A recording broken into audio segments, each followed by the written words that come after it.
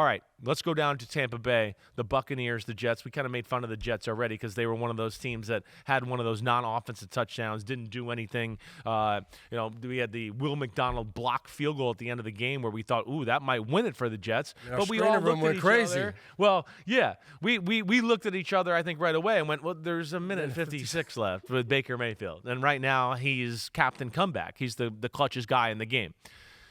The Bucs, to win today, right, controlled the game, dealing with a lot of injuries. 3 injuries on offensive line. O-line's messed up. No Kalijah Cansey. So you got issue there. There's still no Chris Godwin's. Mike Evans gets hurt with looked like a high hamstring, which scares me because he's grabbing up by his butt, right? And we all know when it's up there, just so you know, Dr. Simms and McCourty will tell you that when it's that high, that's like the worst one. That takes a while. It takes a while for that to heal. The insertion between the glute and the hamstring that way. But the one thing I come back to, I mean, kind of a sloppy game, a little bit all over the place, penalties. The Jets continue to do some weird things. But the formula of how the Bucs operate, I do love that. That's what jumps out to me more than anything is they're pretty patient with the run, and they have a good run game, and we know that when their offensive line's healthy and all that.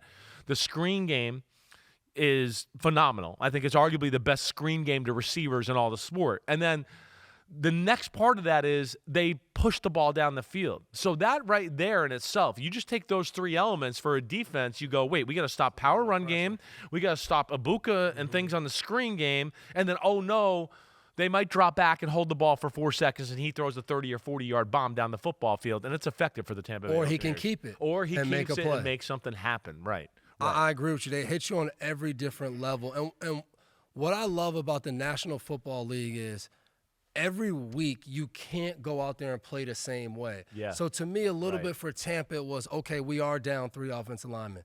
We're also playing against a backup quarterback who's now coming in Tyrod Taylor, an offense that's been a little up and down.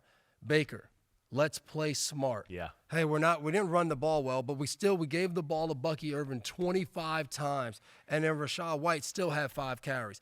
We're going to stick to running the ball. Bucky Irvin, attempts are important. a little 2.5 yards a carry. But it's like we're going to keep doing this. We're going to keep our defense fresh. We're going to make them respect the run. Right. We're not going to let this Jets defensive line that we know has some players line up. We're not going to be one-dimensional. Yeah, just let them tee off and pass rush. Right. And it's a credit to that because the game was tight. Even when it felt like they were going to pull away, the Jets stuck around. Right. And I think you're able to do that when you say, you know what, we got that guy at quarterback. We believe in him. He can make the play, and that's what they did today. And they made enough plays, even though Will McDonald, you think you're going in for the field goal, game over, blocks, and you're like, oh, we're in a whole different game. Well, you said there were some rough moments with that Bucs offense. Tyquan Thornton's having a day. He just dropped one on the 1-yard line that they thought that he caught just like this. Just so you know, Giants are sitting here right now losing 16-9. The Chiefs don't look real impressive. They've let the Giants hang around. It's been an ugly football game, but Mahomes has made a few throws here in the 4th quarter, and Tyquan Thornton's the only guy that can stretch the field. He's the only guy. So they had a play before we got down to the 1, and the ball hit the ground, McCourty. And then he went right back to it. He caught it. And now they punch it in. It's 23-9. The Giants are probably done, but we're used to saying that. Shocker is exactly right, Pete. One more thing, like you were talking about with Baker. I mean, Baker got hit a lot today. Yeah. There was issues there. They couldn't run the football. Too, when you combine that. Yes. So but at the end of the day, I do look at the Bucs and go, man, if they get healthy, they got a lot of things about their football team that I like. Had the big pick 6 in the back end. We know they got big people on defense. They can rush the passer a little bit that way as well. So they have parts of their team where I think we can all look at it and know when they're at their best, I think they're going to be a major player in the NFC. I don't think that's shocking to anybody, but it seems like they got the pieces there and the coaching to go along with it. And you know what excited me today for Tampa? Right. Antoine Winfield Jr. popped today. And he had that amazing year 2 years ago, dealt with injuries last year. Right. It just felt like, again, we talked about it that year where he was amazing of, man, when he's on the field, he just brings a different edge to this defense. Had a strip sack in the game. Had another sack, I think, or hit the quarterback as he was throwing it. He's just a special type of player, and I think in their defense, he's a little different than everybody. Yeah. He's like what Levante David was when he was younger. He was like, man, Levante David's really good against the run. man, Levante David can really cover. It was Right. like, man, this linebacker's different. He's fast. He can hit. He's not like usually the fast linebackers don't really want to hit linemen. They want to right. And Antoine Winfield Jr., man, he can cover. He's got an he can play edge. deep. He can blitz. He does so much for them. So I thought that was really good for their defense, seeing him back in that playmaker role. Yeah, totally on that. I think one thing with the Jets, let's just hit on them a little bit. It's 2 weeks in a row, no run game really to speak of, which I mean, I'm shocked after week one the way it looked, right? I thought they'd be more successful that. We haven't seen Breece Hall really get off at all.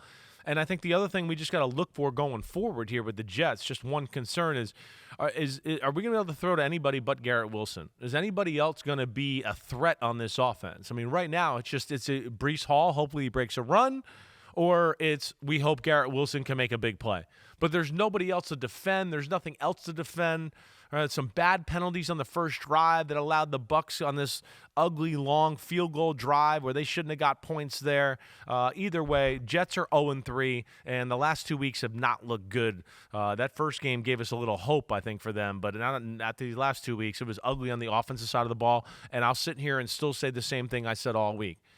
I don't like Aaron Glenn letting Steve Wilks call the play. I like Steve Wilks. It's nothing personal against him. I got no issue. He's been a really good defensive mind for a long time in the NFL. My point is just that you brought Aaron Glenn in because he was doing special things in Detroit, and I would still want him, if not calling the plays, Heavily involved, like we saw maybe Bill in New England or that, where it's like you're in every defensive meeting. They're calling the plays because you've said you can call that. You can do that. We were always in between Bill being kind of the coordinator, and even when he wasn't, like I remember talking to our defensive coaches of like, we come up with the plan, and then we basically go, hey, Bill, this is what we came up with.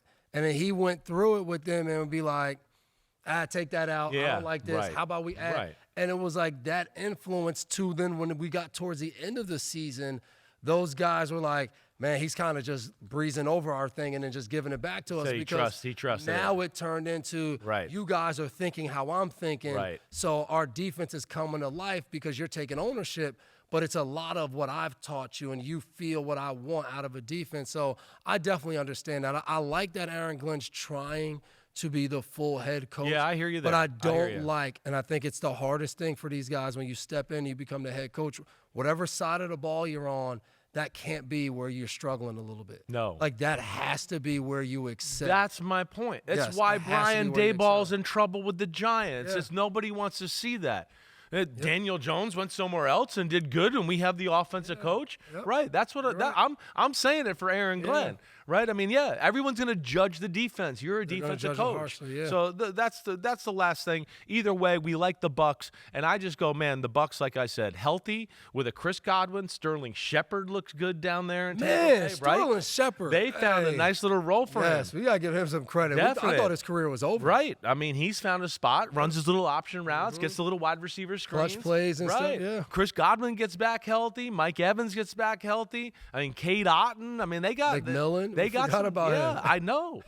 So they got some stuff there. So we'll see where that goes. But Bucs 3-0, way to go, our matey. Yo, homies, it's time to watch some games. That's right. We're on to the NFL season here with Chris Simms Unbuttoned. Hit subscribe to get our weekly picks, Sunday night recaps after every game, and much, much more. Thanks for watching.